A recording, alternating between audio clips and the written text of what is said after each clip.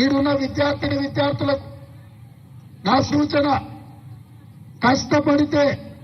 కష్టపడి చదువుకుంటే జీవితంలో నిర్దిష్టమైన లక్ష్యాన్ని పెట్టుకొని మనం ఆ దిశగా ప్రయాణం చేస్తే తప్పకుండా అనుకున్నది సాధించడానికి అవకాశం ఉంటుంది అని చెప్పి కాక వెంకటస్వామి గారితో పాటు ఈ వేదిక మీద ఉన్న చాలా మంది ఎమ్మెల్యేలు ఏ కుటుంబ నేపథ్యం కానీ రాజకీయ నేపథ్యం గతంలో పదవులు అనుభవించిన వాళ్ళు కానీ పదవులు చేపట్టిన వాళ్ళు కానీ లేరు.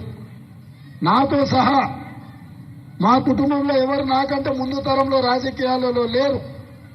నేను 2006లో ఇండిపెండెంట్ జడ్పీటీసీగా నించున్నప్పుడు రాజకీయ పార్టీలు నిలబడడానికి టికెట్ ఇస్తానా తీసుకోకుండా స్వయంగా ఇండిపెండెంట్ జడ్పీటీసీగా నేను నించొని ప్రజల దగ్గరికి వెళ్లి ప్రజల్లో ఉండి ప్రజల చేత ఎన్నికై నా రాజకీయ అరంగేట్రం అక్కడి నుంచి మొదలైంది.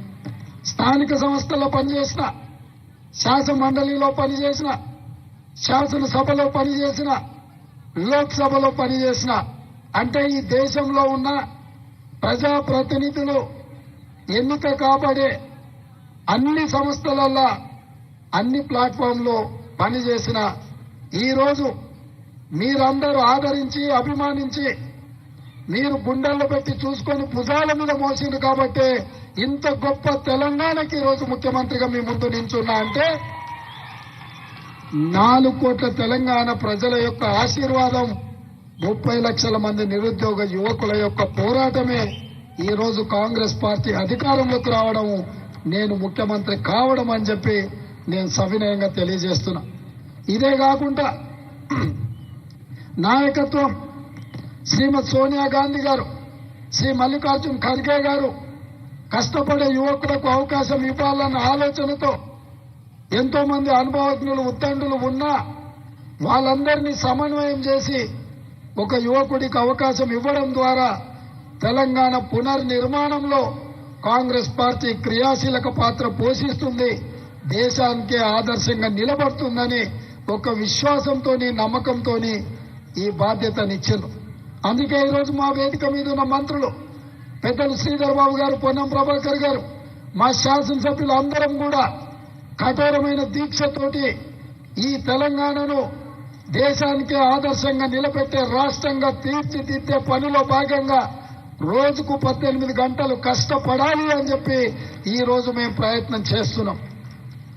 ఈరోజు శాసనసభలో 119 మంది శాసనసభ్యులు ఉంటే 57 మంది నూతన శాసనసభ్యులు ఉన్నారు. 64 మంది కాంగ్రెస్ పార్టీలో గెలిస్తే 37 మంది మొదటిసారి ఎమ్మెల్యేలుగా ఎన్నికైన వాళ్ళు ఉన్నారు. అందులో ఈనాటికి కూడా ఆనాడు ఇందిరమ్మ ఇల్లు ఇచ్చిన ఒకే గదిలో నివసించే వాళ్ళు కూడా ఈరోజు ఎమ్మెల్యేగా ఎన్నికై శాసనసభలోకి వచ్చిండ్రు అని అంటే డబ్బులుంటేనే రాజకీయాలలో రాణిస్తామన్న అపోహలను పక్కన పెట్టండి. ప్రజల మధ్యలకు వెళ్ళండి, ప్రజల సమస్యలు తెలుసుకోండి, ఆ సమస్యల పరిష్కారం కోసం పనిచేయండి. తప్పకుండా డాక్టర్ కావాలన్నా, లాయర్ కావాలన్నా, ఇంజనీర్ కావాలన్నా, ఐఏఎస్ ఐపీఎస్ కావాలన్నా ఎంత కఠోరమైన దీక్షతో మనం చదువుకుంటామో, పూర్తి పరీక్షలు రాస్తామో అంతే కఠోరమైన దీక్షతోని ప్రజా జీవితంలోకి రండి. ఎందుకంటే ఈ దేశం మనది, ఈ దేశాన్ని నిర్మించుకోవాల్సిన బాధ్యత మనది. మనం పాలకులం కాదు, మనం సేవకులం. ఈ ప్రజలకు నాణ్యమైన సేవలను అందించాల్సిన బాధ్యత మన ప్రజా ప్రతినిధుల మీద ఉన్నది. ఈ వ్యవస్థను ప్రక్షాళన చేయాలన్నా, ఈ వ్యవస్థతోని ఒక మంచి పరిపాలన అందించాలి అనంటే బడుగు బలహీన దళిత గిరిజన మైనారిటీ మహిళల యొక్క ప్రాతినిధ్యం పెరగాలి. అందుకే ఆనాడు చట్టసభలలో ఎస్సీ ఎస్టీ రిజర్వేషన్లతో పాటు ఈనాడు మహిళా రిజర్వేషన్లు కూడా కాంగ్రెస్ పార్టీ ముందుకు తీసుకొచ్చింది. ఈ అవకాశాలన్నింటినీ విని ఈ రోజు ఇక్కడున్న పూర్వ విద్యార్థులతో పాటు ఉజ్వల భవిష్యత్తు కోసం ఇక్కడ వచ్చిన విద్యార్థులకు వాళ్ళ తల్లిదండ్రులకు అందరికీ డాక్టర్ బిఆర్ అంబేద్కర్ కళాశాల యాజమాన్యం తరఫున మీకందరికీ అభినందనలు తెలియజేస్తూ మీకు అన్ని విధాలుగా వివేక్ వెంకటస్వామి గారు, వినోద్ గారు, సరోజమ్మ గారు, రమ గారు, యువమిత్రుడు వంశీ మీకు అన్ని రకాలుగా అండగా నిలబడతారు. రాష్ట్ర ప్రభుత్వంగా మా వైపు నుంచి ఏ సహకారం కావాలన్నా నిస్సంకోచంగా ప్రభుత్వం ముందుకు